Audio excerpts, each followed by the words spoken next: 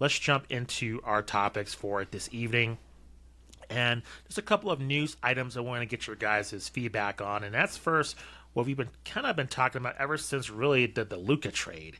And that is based on a report from Mark Stein from the Stein line.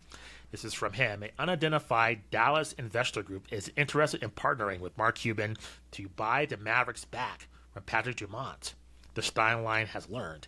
A source close to Dumont told me, that's Mark Stein, the family remains excited about the future of the franchise in the Cooper Flagg era.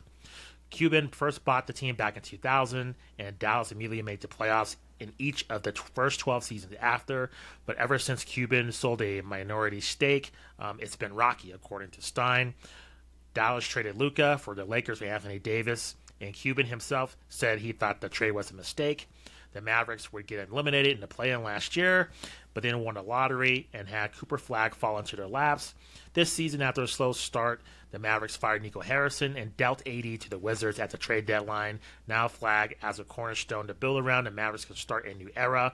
We have to keep in mind Kyrie Irving as well. His status seems to be kind of recovering from his injury. And so I want to get your guys' thoughts on this. Is this serious? Should we take this seriously? Or is this just an erroneous report and you guys don't think Mark Cuban is serious about this? And Matt, I'll start with you. I think Mark Cuban genuinely loves this franchise, so it doesn't sound far-fetched to me. What I don't know is the current ownership remotely interested in selling it? Because this was not very long ago that it was sold and that things changed. So I don't know.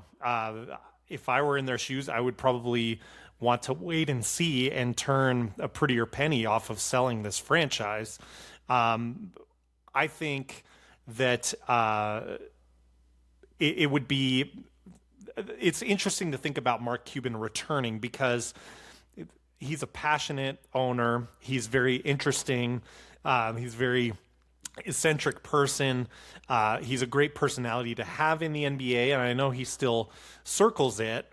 But I think where he's likely to have the biggest momentum is with public support, given how things have been in Dallas with protesting being pretty constant of the franchise itself and by the fans.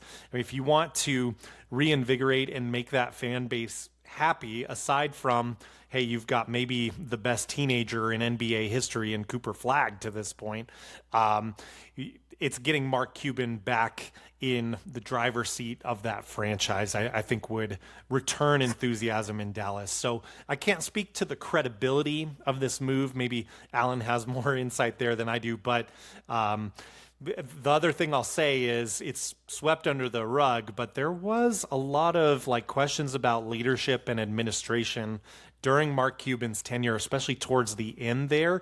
And that may have actually been low key kind of the reason that it sold. Again, I'm just speaking in hypotheticals here, but there was a lot going on behind the scenes that got swept under the rug before certainly the Luka trade and even years before that, that left a lot of unanswered questions. Hopefully things have been figured out and justified in the legal scene in the background while the public has been sort of away from that storyline. But Alan, what are your thoughts on this?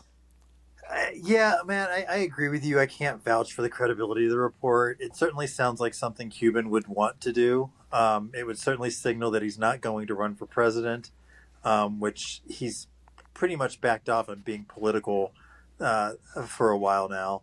The other piece to this, though, what I think is interesting is that, Patrick Dumont's not from Dallas. He's a Vegas guy. Right. So what you could see here potentially is maybe a franchise swap, and that the Dallas ownership group and Mark Cuban buy the Mavericks from Dumont, but then Dumont uses that money to pay the franchise fee for the Las Vegas franchise, which I think we're pretty assured of getting a Seattle and Las Vegas franchise announced over the summer. So that's where my head's going with this, where I think that someone like Dumont might actually want to have a franchise in Vegas. That makes a whole lot of sense.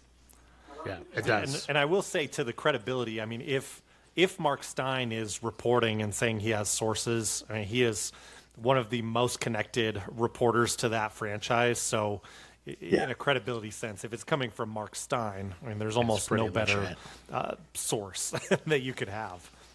Yeah, he's not an aggregator. He's a legit journalist with contacts throughout that organization. He's broken a lot of Dallas stories first before everyone else. I mean, I lived in Dallas and followed Mark Stein back in the day. Read his writing, way back in the day when there were still newspapers. So, Justin, curious your thoughts too. I mean, would you want Mark Cuban back in like the majority owner seat? If I'm a Mavericks fan, 1,000%.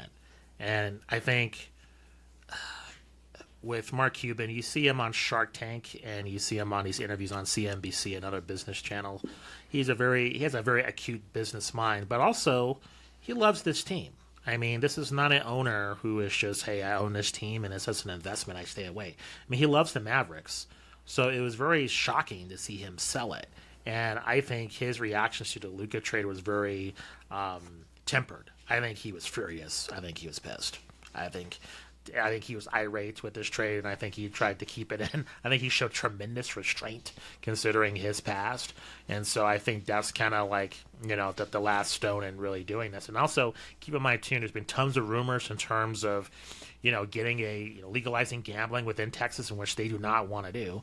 And so if you don't want to do it, like you said, Matt, you take your losses and just go to Vegas and just do it, do the franchise there for the Dumonts. So I want to just chime in too, and this is a weird thing to say, but look, hands down, the Luka trade was a horrible trade based on the return that they got. But I don't know that it's necessarily the worst thing that could have happened to the franchise. I'm not sold on Luka. This year he's been injured. He's missed time. He came into the season in shape, but it seems like he's been still struggling with conditioning. His defense is still not there. Cooper Flagg is the real deal. I am all in on Cooper Flagg. I think we talk about the face of the NBA, and maybe we'll talk about that later, but I think Wemby and Cooper Flagg are going to be the guys.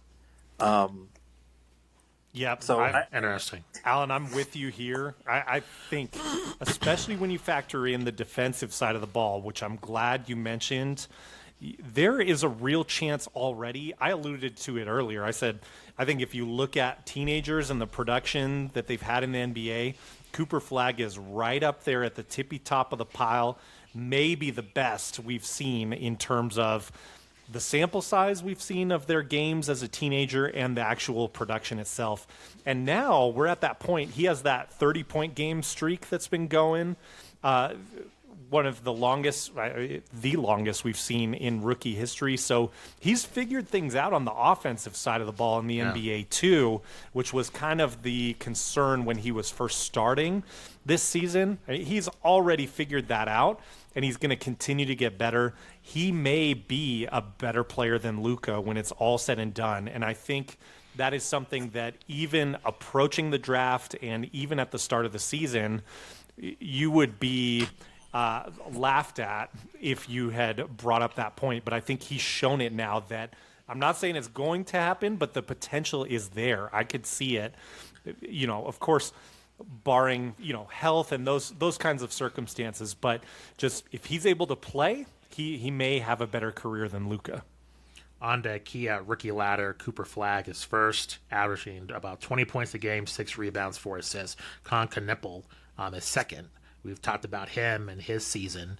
And you brought up Luka, and I know we got to move on, but you guys brought him up. I got to say this. Do it. Considering how much he's struggling in Los Angeles, you would think, supposedly, arguably the greatest player of all time in some people's eyes. Do you think some of this is on LeBron? LeBron takes care of his body. LeBron has all his experience. Why is Luka? What is the disconnect? You would think LeBron would be a great mentor for Luka, and yet you mentioned all of these things that's going on in Los Angeles. I mean, what exactly is going on here? Alan, go ahead first. You'd think Rick Carlisle would be a great coach for Luka. Fair. I don't. For once, I don't think the problem here is LeBron, and I don't think the problem was Rick Carlisle. So interesting. Go ahead, Matt.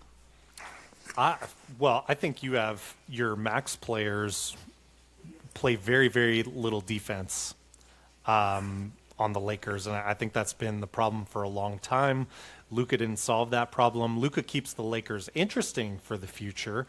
Luka, even in an NBA that's offense heavy, Luka keeps them dominant. I mean, we see they're still not terrible in the standings, despite the clear flaws that this team has. But yeah, the Lakers are a mess. I did see, Luka is still, in a top 3 MVP candidate. So he's producing. Everyone, you see the near triple-double averages and the over 30 points per game.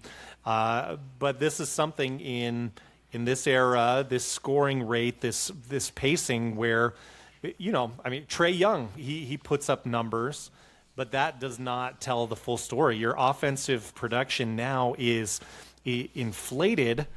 Luka is an incredible basketball player, so I don't want to get too ridiculous here, but pairing Luka and LeBron together, I think, was flawed from the start, even more than we realized, and it's playing out that way. And I don't think LeBron. There's been good quotes, but I really don't think LeBron has genuinely been interested in being a mentor. Like, I think. In a way, he wants to win. I don't know that he feels as being someone who is constantly mentioned as one of the greats of all time. I don't think he feels he wants to take a backseat to Luka, and why would he feel that way? He's been the king, quote unquote, for well over 20 years now in this league. He's still front and center on a lot of the marketing materials, etc. So, that's tough. We know that sometimes stars don't mesh. A lot of lessons there from the 2010s and beyond, certainly. His play doesn't prove that. Correct me if I'm wrong, but I don't think LeBron was a terrible defensive player, when he in his prime. I think it's pure motivation now. Clearly the dude doesn't care. At least on the defensive end. And yeah, that's been for several years. Yeah, though. totally. That's not just this year. Totally. And I think to that point with Ryan Ward, who we talked to, who covers the Lakers for Sports Illustrated, they were talking about how much the fans are really fed up with LeBron. Do you think that resentment spreads to Luka? And with Mark Walter, I think, Alan, you were talking about his success with the Dodgers, I think in a previous In the Lab. Do you think he just trades Luka? Do you think, hey, this is not working, we want to win now, get this guy out of here? Do you think that's possible in the future? Yeah. Or let him, yeah. Yeah, Mark Walter has shown that he does not care about your feelings. No. Cody Bellinger, bye-bye. You have to produce and bring championships, or he will move on from you and not care what the fan base says, because he knows that if they win, the fans will not care. If I can just pump the brakes, though. We've talked about it for a while this season that we need that LeBron cap space to open up for the Lakers. I certainly think if Luka's getting traded, it's probably in 3 seasons, something along those lines. You're going to see an actual capable, and look, LeBron, you've had a great career. You're 41 years old now. You can't be a max contract guy and expect to be competitive. That I've said several times on our episodes. So get someone in there who is someone who's capable of being like a championship contender at this point as a running mate to Luka. See what that looks like before we talk about Luka trades. But there's a lot to criticize. I think it kind of feeds off each other. You see the lack of effort, because defense is such a team thing, even more so than on the offensive side, that, you know, you see LeBron like not going into the paint and covering an assignment, or and then that bleeds over to Luka, and you have like poor Austin Reeves sometimes looks like the only guy really like diving for the ball and doing things like that. There are others too at times, but my point being, it all feeds off each other. And LeBron, you're that legend on the team. You are like highest in the rankings. You are the elder statesman now in your career. And I'm not saying it's wise for you to even like go to the floor all the time, but if we're seeing lack of effort, that just goes all the way through the roster there.